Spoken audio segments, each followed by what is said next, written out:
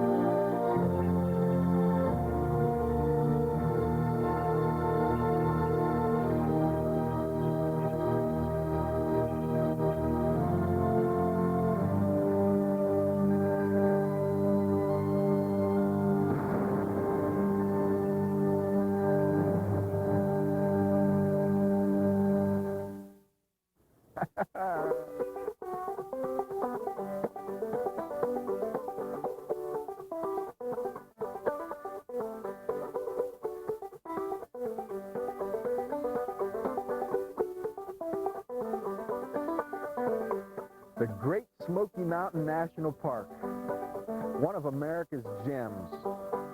You know, the whole idea got started back in 1934 when a few men with just incredible vision said, this is such a beautiful place, we need to set it aside not only for ourselves but for future generations. We owe a lot to those men, and a lot has changed since President Roosevelt dedicated this park, but all the beauty, all the vistas, all the feelings of the mountains, everything that touched the hearts and souls of the people back then still exists today. And you can come down into the mountains and sit on a hillside, look at the incredible vistas, share the wildlife, learn about America's past. You can still do that today. The Great Smoky Mountain National Park.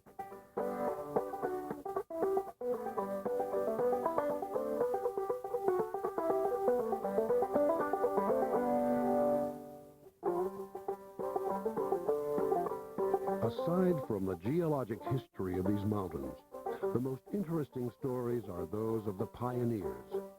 These families carved their niches with axe, mule, and plow into the deep forests. They brought little with them.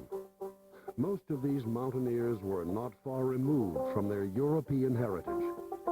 Many came to the mountains because the Smokies reminded them of their homeland. Ingenuity and hard work is what made them survivors. Like all frontiersmen, all across this continent, the trials of a demanding lifestyle left their mark on the furrowed and worn faces of the men and women who opened up this land. Women worked as hard as any man, and in many cases had to labor from sunrise to sunset to keep their families fed and clothed. The spirit of these mountain folk is what kept them up when their provisions were down. They adhered to values that bonded families in times of need. They would readily seek divine guidance from God and rest in his promises when a crop failed or a bear got into the hog pen. The pioneers kept pace in life by following nature's rhythms. There was the time of renewal, rebirth, and planting, followed by the buzz of growth and nurturing. As the leaves turned to brilliance, the mountain folk turned to harvest and drying and preserving. These were the stores which would carry the families through the unforgiving winters. Mountain life in the early days is clearly reflected in the faces of her past.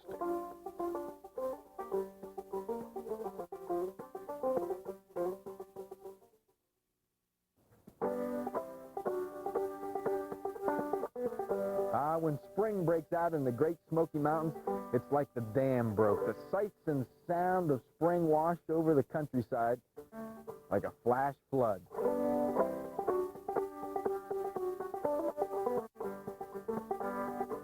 About the time that the school bell quits ringing for the season, the spring peepers and the whippoorwills come out a-singing.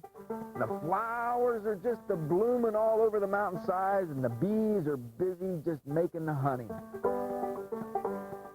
And for the next 2 months, life goes in the fast forward here in the Smoky Mountains.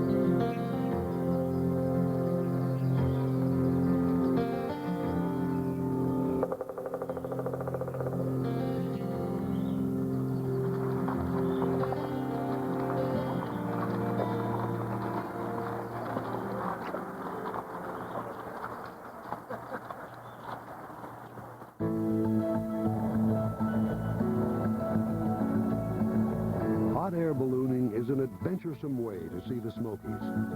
The Smoky Mountain Balloons and Bluegrass Festival is an awesome sight to behold.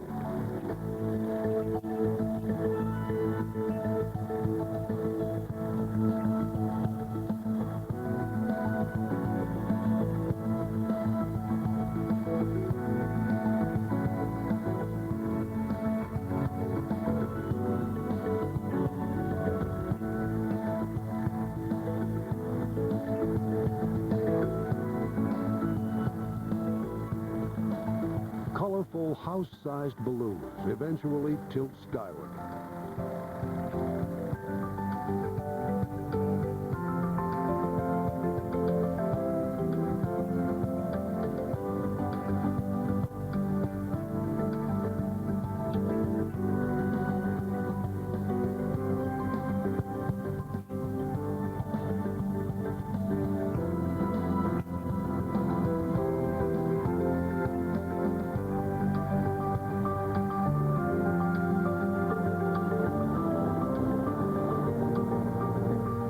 blazing torches create a fountain of hot air, which tugs against gravity until finally the wicker basket and its passengers rise into the morning sky.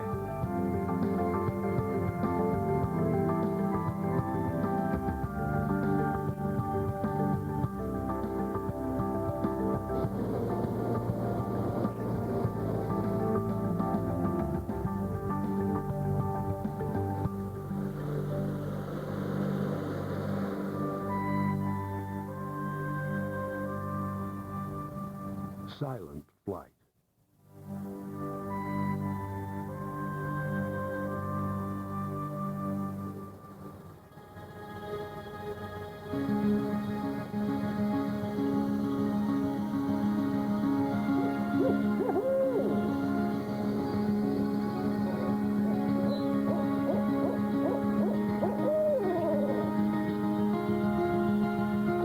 The best way to enjoy the Smokies is by hiking.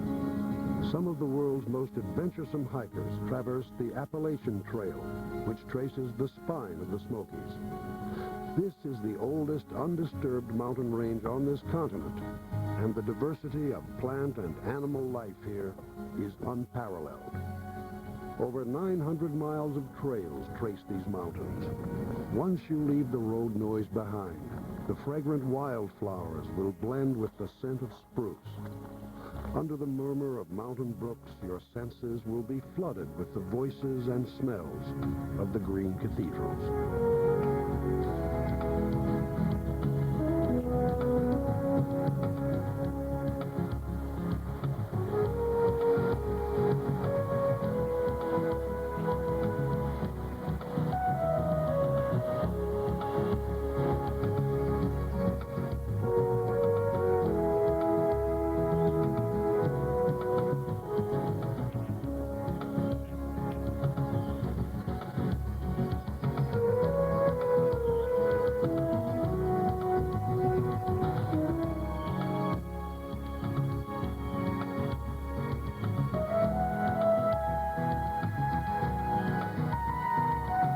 Bears are the emblem of the Smokies. About 500 bears roam the ridges and cores of the park. They make their living by eating everything from acorns to whitetails, although 80% of their diet is vegetarian. Your chances of seeing a bear while visiting here is slim, as most bears avoid the roads and people. If you do see a bear, count yourself lucky. Apple Valley Farms in Townsend offers quality country crafts and an incredible selection of quilts.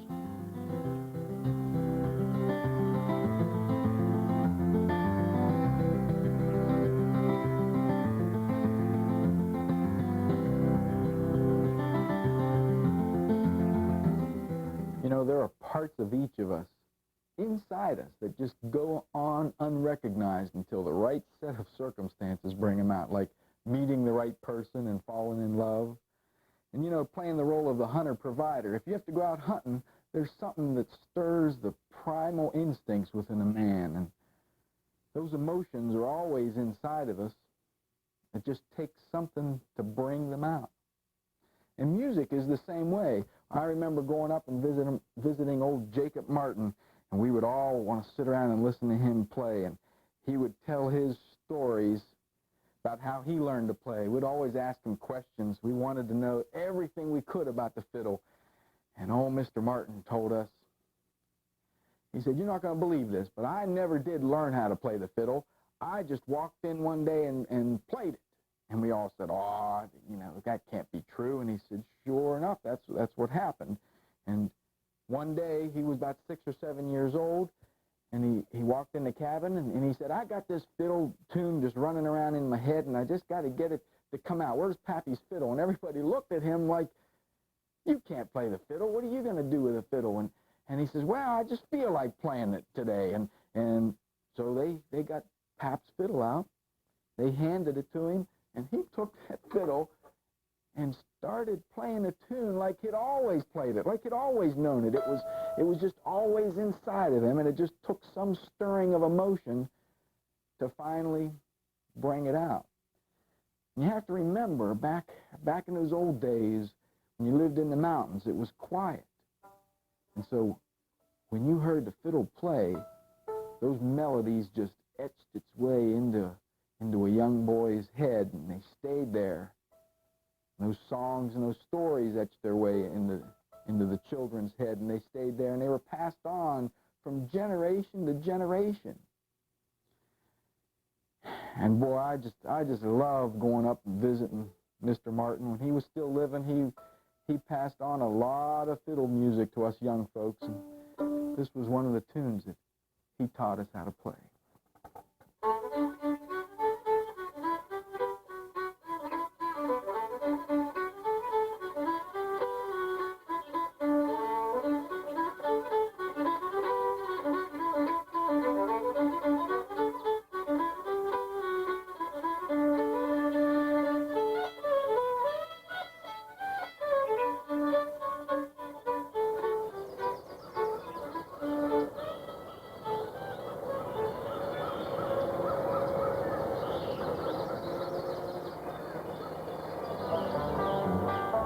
Beginning in June, everything heats up in the Smokies, and the daring take to the water.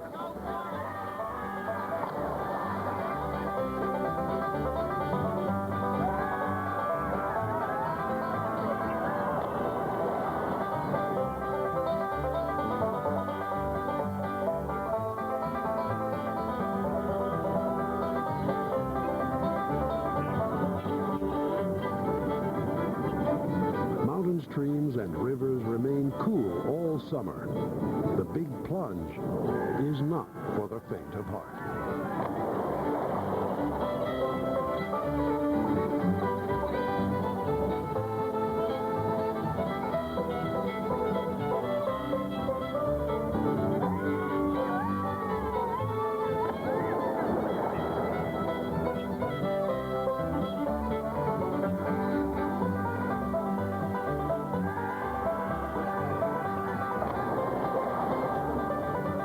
Whitewater races through many mountain river corridors and draws kayakers from far and wide. This torrent, known as the Ocoee River, draws Olympic caliber competitors.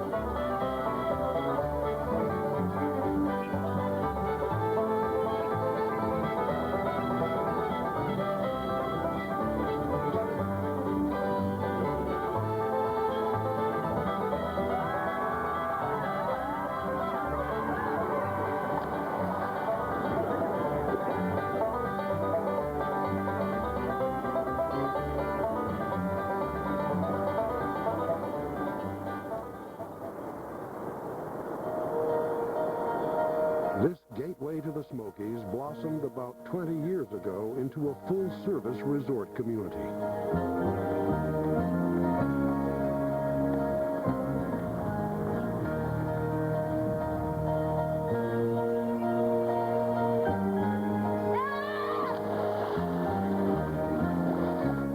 Of activity in this mountain town never stops.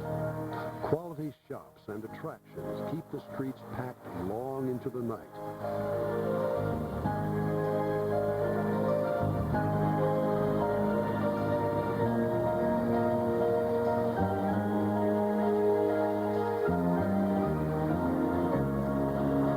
High above the valley floor, Ober-Gatlinburg offers activities and excitement that cannot be matched down below.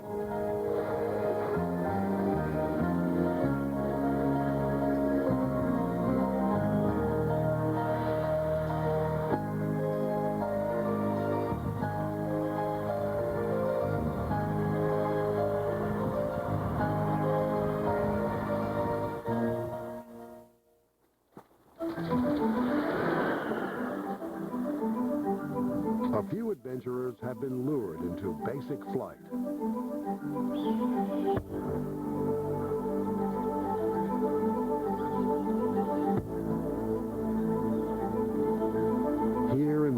uncharted sky, free of roads, trails, and obstructions, hang gliders can experience the Smokies, above which eagles and hawks soar.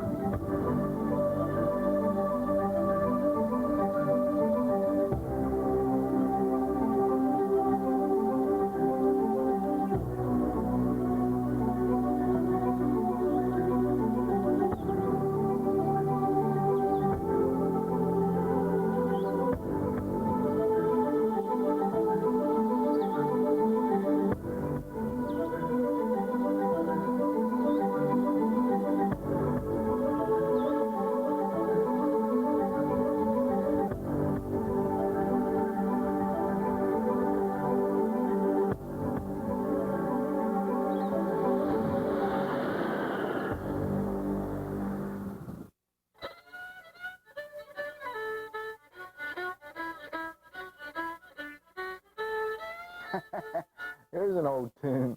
You know, I'll bet you folks that come down and visit us down in the mountains, you were probably riding in a nice, fine, brand new, shiny car, air conditioning on, and if the cruise wasn't working, you were probably complaining. Well, a while back, the only way to get through these mountains on an old mountain road was to drive a mule, and it was either pulling a wagon or pulling a pack with all your provisions on it. People would make up tunes about how they felt about crossing the mountains, and I guess that's where this tune comes from. This one's called The Flop-Eared Mule, and if you listen close enough, you can feel that mule trying to cross the mountain.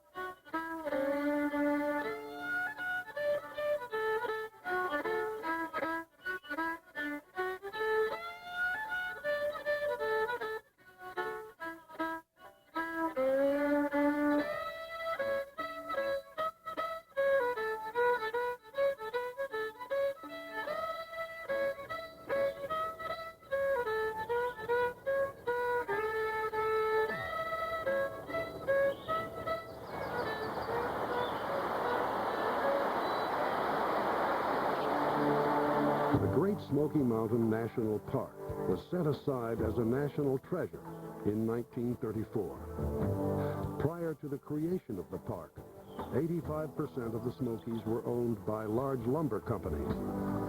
The rest was divided into 1,200 farms and over 5,000 home sites.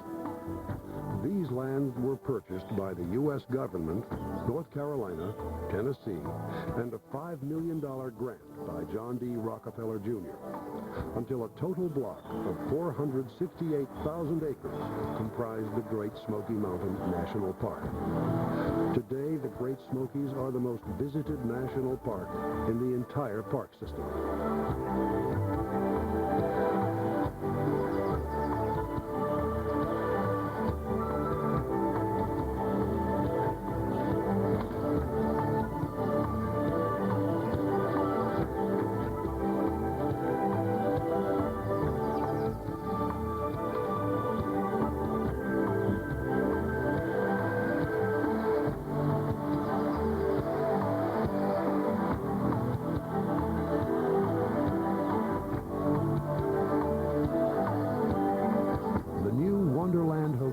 Just outside the park boundary has replaced the original structure that once entertained the early visitors within the park.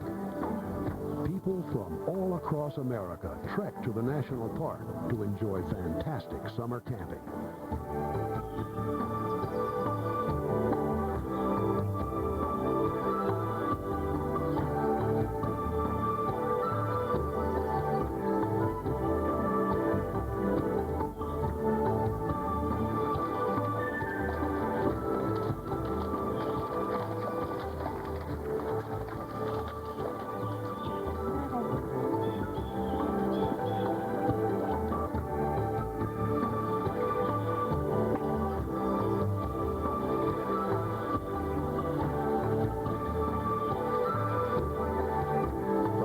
Mountain in the Great Smokies is named after Thomas Clingman.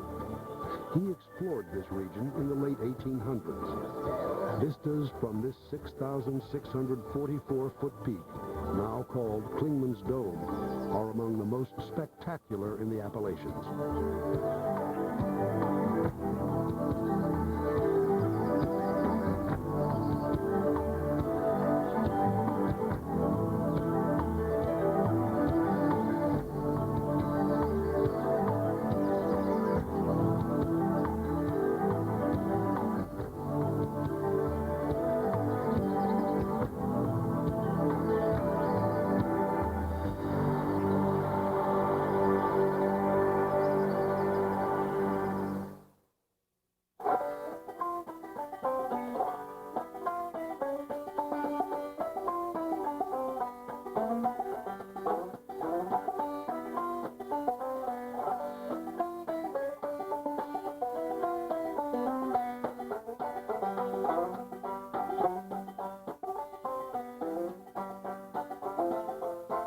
Oh, you know, down in the valley, there's a sleepy little town called Sevierville, and boy, a lot of fiddlers, banjo players, and guitar pickers come out of those hills. And, you know, many of them just live there all their lives, play the tunes that their fathers played and their grandpappies played. They just learned them by ear.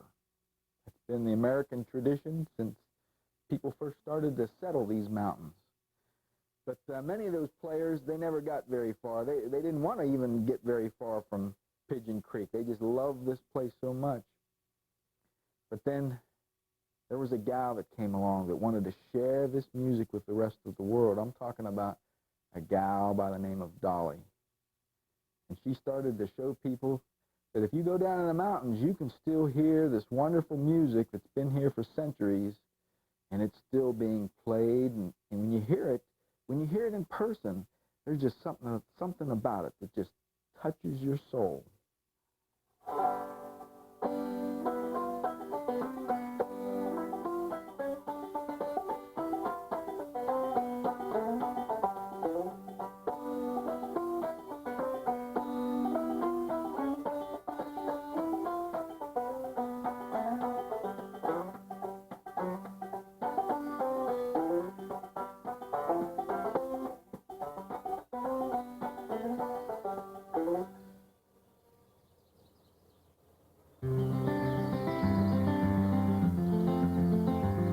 People come to the Smokies for fun. That's why Dollywood was created.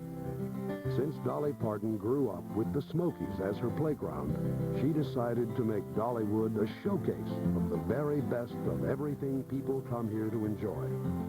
The best music shows, rides, attractions, crafts, and traditions, all brought together in one place.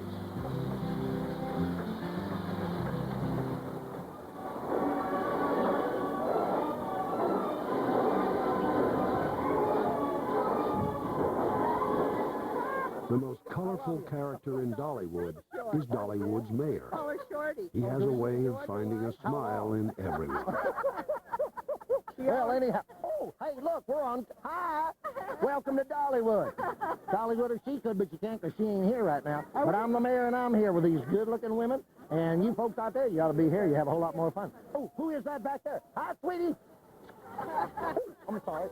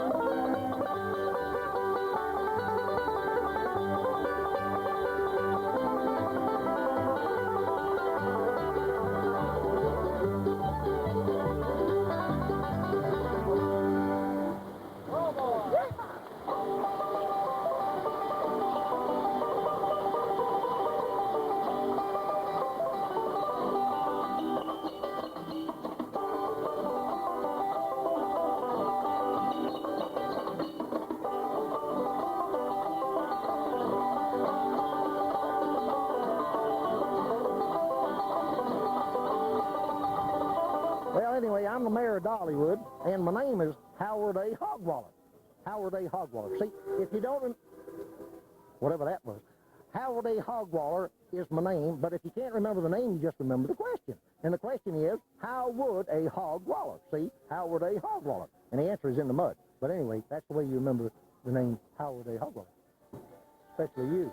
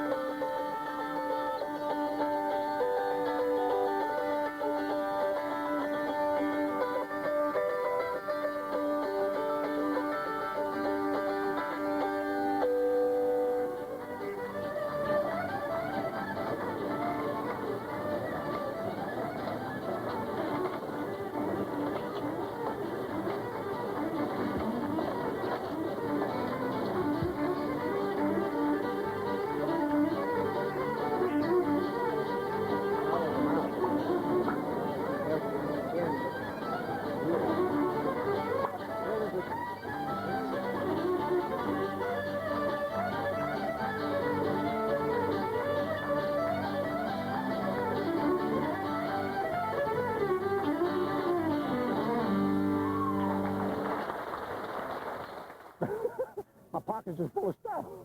All right, here you go, son. Because you are now an authorized deputy sheriff of Dollywood. Right there. Can I put it on? Yes, sir. Here. You're authorized to do anything you can get away with, as long as it's legal. Don't be bad. All right. Say thank you. You're welcome, son. Remember now, when you go to the courthouse, vote for me at least 2 or 3 times.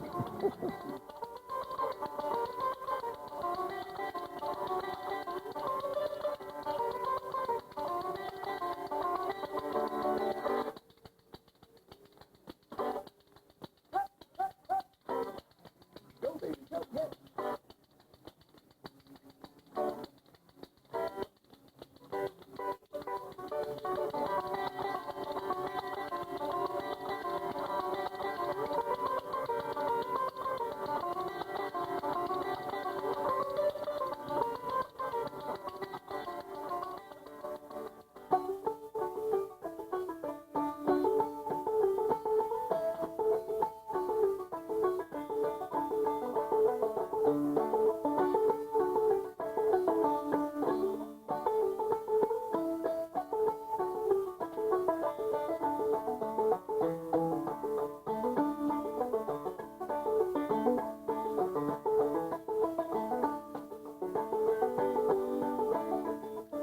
Remember the last time you came down into the mountains, maybe to a campground, maybe right down here at Cades Cove, how comfortable it felt sitting next to a fire?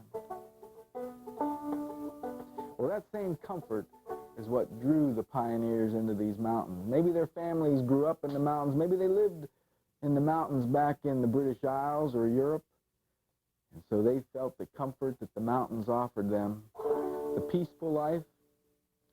And when they crossed the mountains, all they had was the wagon they pulled, and everything they owned was in that wagon.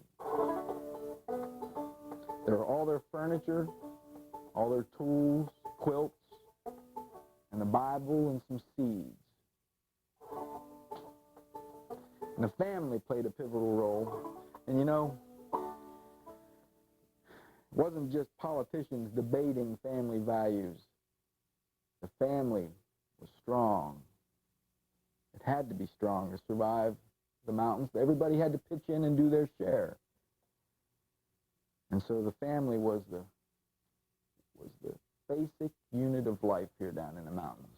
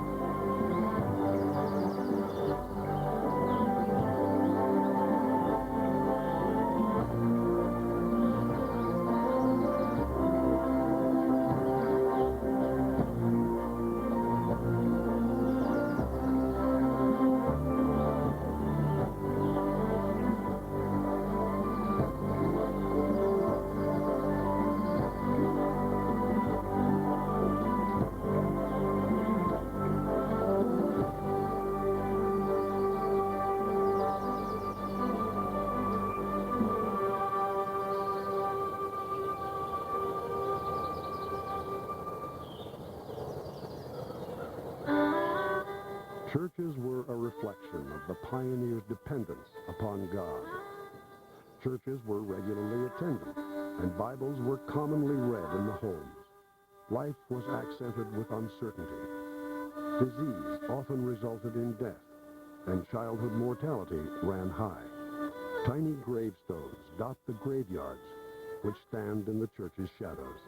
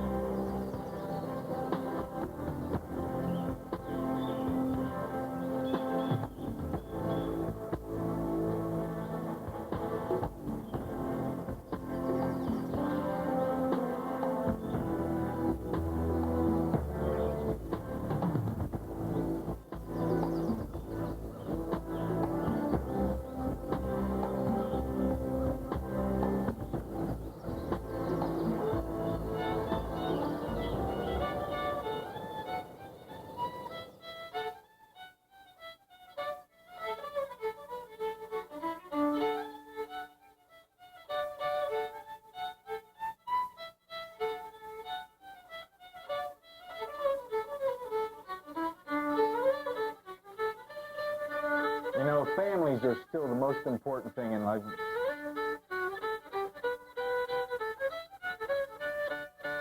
Things haven't changed much. Families always been important in Cage Cove. Just to survive, families had to work together. And you know, when you come down into the mountains, spend time together as a family, you might sit around the fire, you might visit some of the campgrounds, you might visit some of the cabins, the old mill.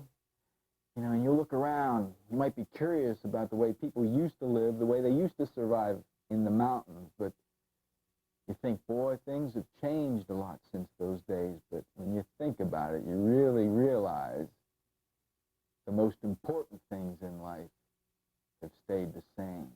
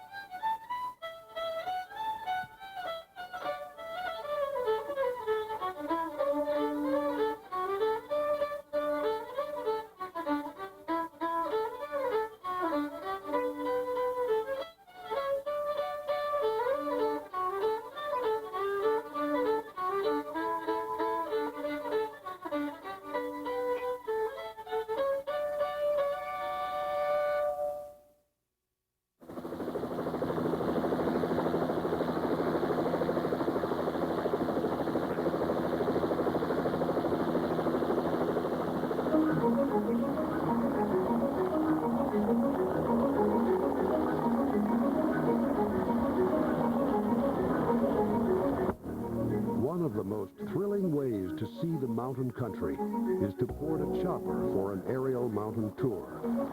An experienced pilot will whirl you above the Little Pigeon, above Sevierville, above the world-famous attractions at Pigeon Forge, and over the mountain village of Gatlinburg. This may be the most inexpensive chopper ride in the country.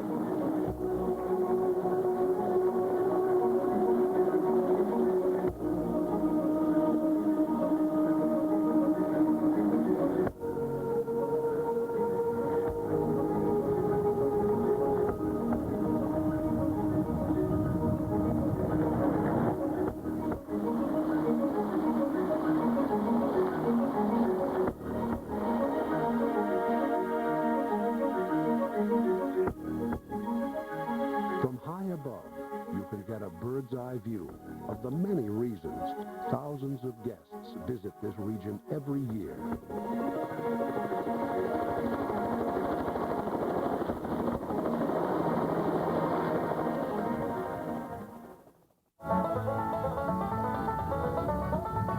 Pigeon Forge is one of America's premier resort cities. Named for passenger pigeons that used to flock here, Pigeon Forge was settled in the late 1700s. Pioneer Isaac Love established an iron forge here in 1820. His son William built a mill here 10 years later. Now a National Historic Site, the old mill is still in operation today.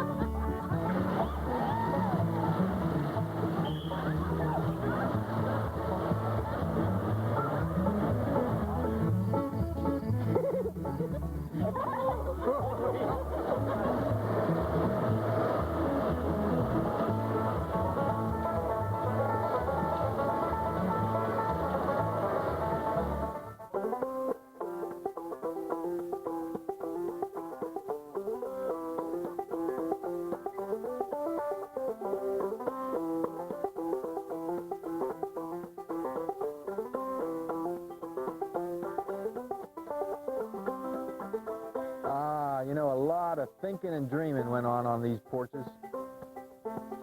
Porches like Noah Butt Ogle's. You know, it's only been 100 years or so, but culture has changed. The way people live their lives, the way people paid for things. Why, if you needed something, you'd make it for yourself, or you'd trade something. You'd make something and you'd trade your service for someone else's service. It wasn't like it is nowadays. You can't just go into a store and buy a loaf of bread. Why, you couldn't even go into a store and buy a sack of flour back in the pioneer days. You had to grow your own grain, take it down to the grist mill, have him grind it down into flour, and then to pay him, you didn't have any money, so you let him take some of the flour to feed his family.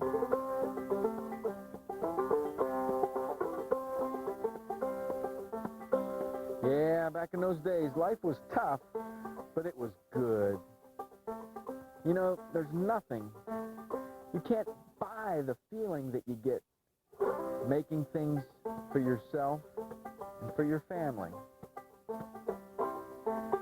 And I guess the reward was just the quality of life.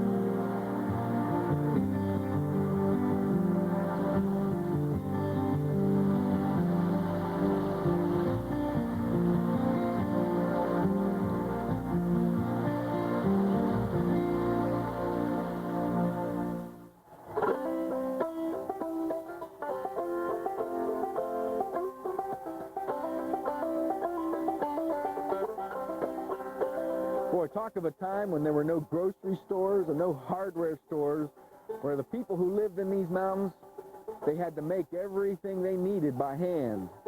And if they couldn't make it, they just learned to do without.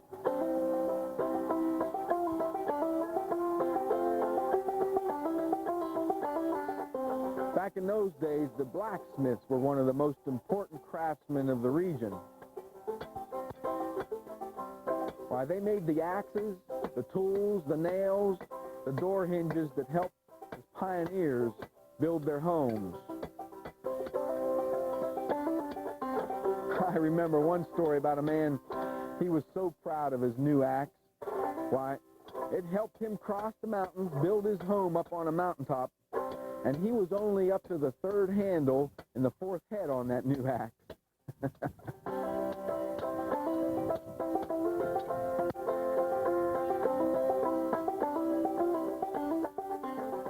And the Indians learned to appreciate the work that the blacksmiths were doing. Why, the tools, the fireplace tools, the knives, the Indians learned to appreciate European culture, and so they would barter the knowledge that they had for the knowledge that the blacksmiths had. And one of the big bartering tools with the Indians was this little instrument that the Europeans brought with them. The blacksmiths made them almost out of a U-shaped piece of metal like a horseshoe, and connected a tongue at the bottom of the horseshoe so that it vibrated. Now, this is called a Jew's harp, or a jaw harp. The only reason it's called a Jew's harp is because it's shaped like a Jewish string harp that you read about in the Bible. Now, if you put this up against your mouth, you have to be careful not to hurt your teeth. You can get sounds, play music with it, play melodies with it, make up songs with it. And so this was one of the most popular instruments on the frontier.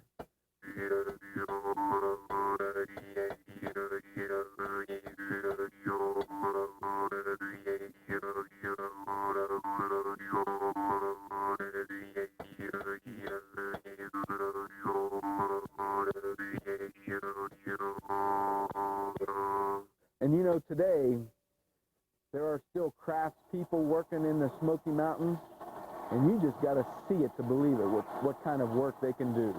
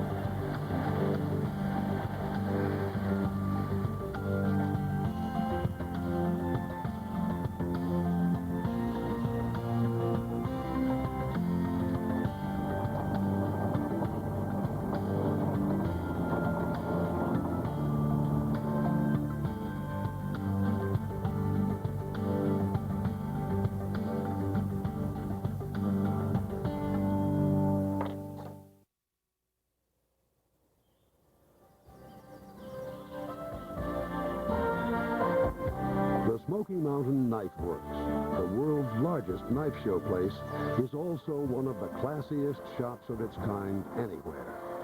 This shop is an adventure to visit. Inside, they offer a free knife museum, a large collection of trophy wildlife, plus an indoor mountain diorama, complete with a running waterfall.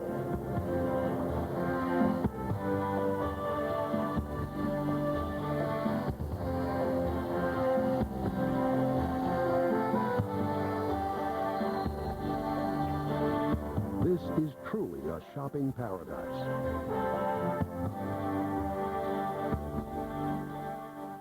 Yeah, these mountains, they're just filled with rich stories. All the folklore, all the legends. Right now, we're up on the ridge, not very far from where old Martin Brown used to live. He was a renowned fiddler in these parts. Why, if you had a wedding or a special event going on, he was always the first one you'd put on your invitation list. And I tell you, people would just make up lies and sit around the fireplace. It was their form of entertainment. Not unlike the way things are nowadays. You sit around, instead of sitting around the fireplace listening to lies, you sit around the television and you listen to all the lies the television tells you. Now, tree stumps, I tell you, that reminds me of a story about old Martin Brown, him being a good fiddler up in these parts. People would say he would fiddle, but he was a good worker too. And maybe I think that's how people started to call the fiddles the devil instrument, because it kept men from doing their work. People would get addicted to playing the fiddle, just like kids nowadays get addicted to playing the computer all the time. You can't pull them away to eat their supper. Probably you've even told your child, quit sitting around with that computer and get in here and eat. It's time to eat. Well, the same thing would happen to the men in their fiddlers. They would tell their wives, honey, I got to clear some land down on the back side of this ridge here, and I'll be back at supper time. You just go ahead with your chores, and I'll be back. We'll have a nice supper. And he'd head off down over the ridge, and some of those fiddlers would hide their fiddle down in the tree stump. And of course, they didn't get a bit of work done that day. They just fiddled around and then enjoyed themselves, maybe learned a few tunes. And that's probably what old Martin Brown did. You're not going to believe this. I see this old tree stump. Why, wonder how long this thing had been in there. Aw, it's still in tune.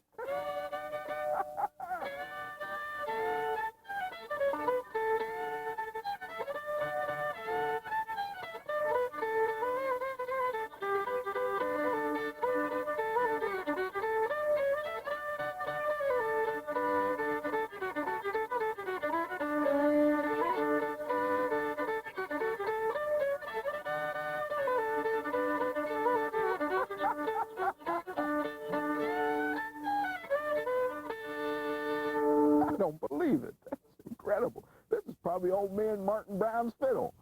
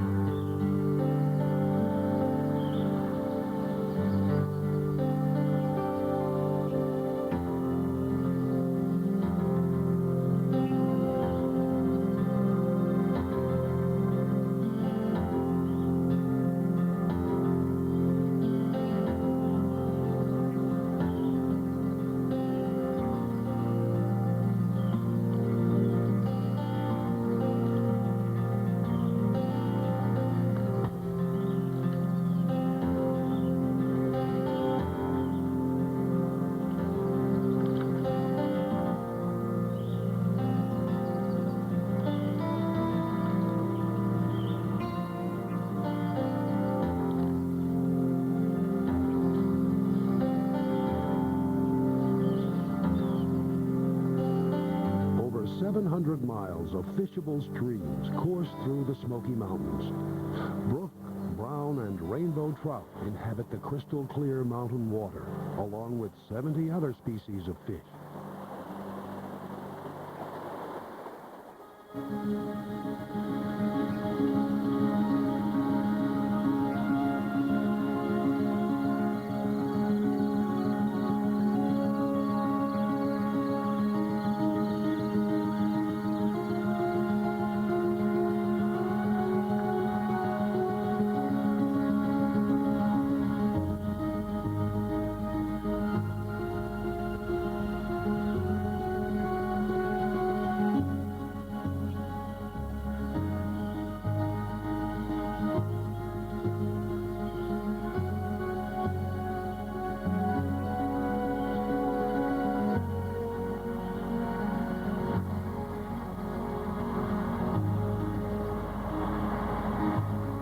The most popular big game animal in North America is the whitetail deer.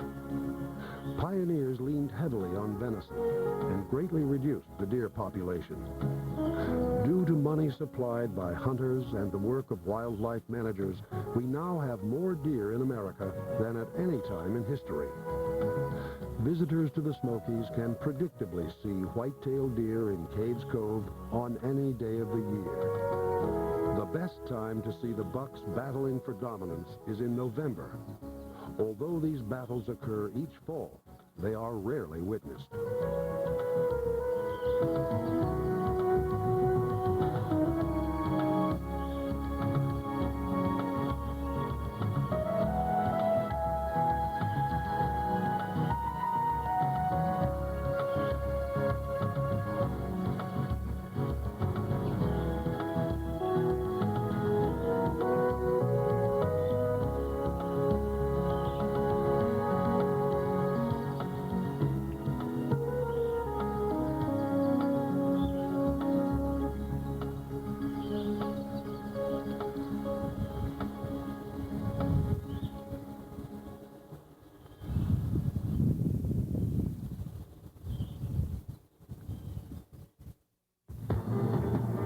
Hold on to your hats, partners, and get ready for an evening dinner attraction of bucking broncos, daring damsels, and hard-nosed heroes as the North-South rivalry is relived in family fun style at Dixie Stampede.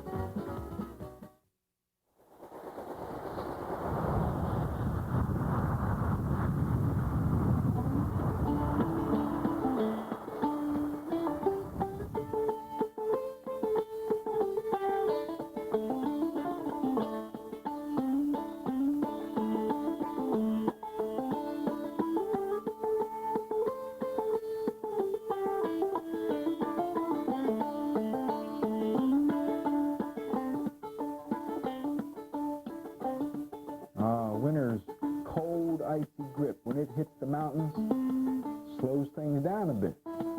But it also brought the families together as they gathered around in their one-room cabin. Around the fireplace, they shared their stories, made up new stories, songs. And then when the blizzards would hit, they had to gather in, break out the banjos and the fiddles, enjoy what they can of the mountains. You got a chance to go outside and see some footprints in the snow, some critters. It was always fun to do some tracking. In the old days, it was nice to bring home some fresh meat for dinner, surprise the family.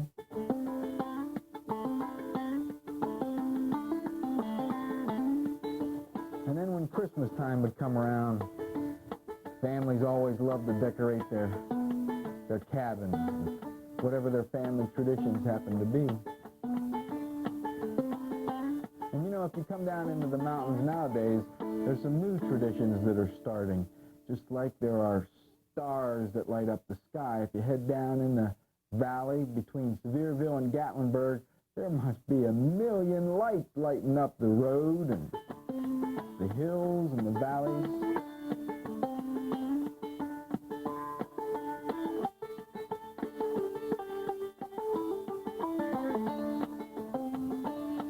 But it was a time for families to gather together,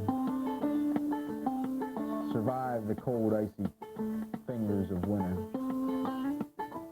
It was a quiet time of year. It was always quiet in the mountains, you know, peaceful. But the winters were the most quiet time of all.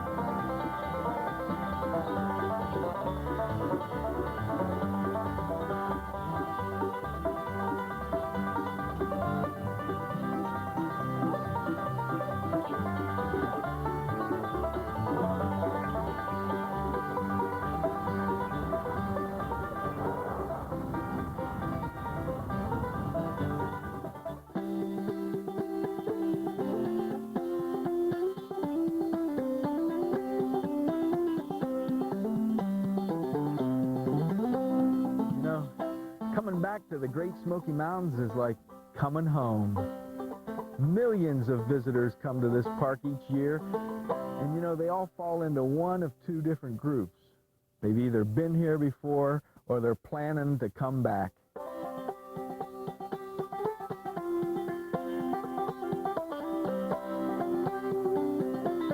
You know, they say when you sit up on the overlook near Klingman's Dome, if you listen, if you get quiet and you listen to the wind blowing through the trees, if you sit there long enough, you can hear the mountains talking. They're calling us back home.